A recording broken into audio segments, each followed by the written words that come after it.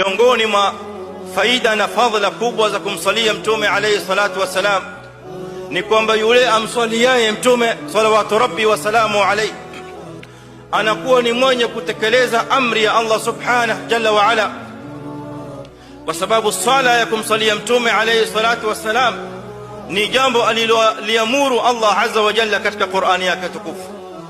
Akawaambia waumini kwa kuwalingania kwa tamko la iman, ya ayyuhalladhina amanu, enyi mlioamini.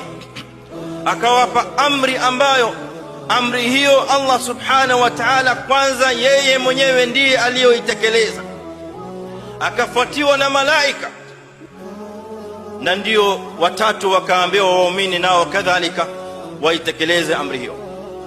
Amri hii ni amri ya kumsalia bwana mtume sallallahu alaihi wasallam, amri ambayo ameitekeleza yeye jalla wa ala wa kwanza, inna allaha wa malaikatahu yusalluna ala nabi. Sasa amri ya tatu ndio inakuja kwa waumini, ya ayyuhalladhina amanu, nanyi enyi mlioamini, sallu alayhi, msalieni mtume sallallahu alayhi wasallam, wasallimu taslima.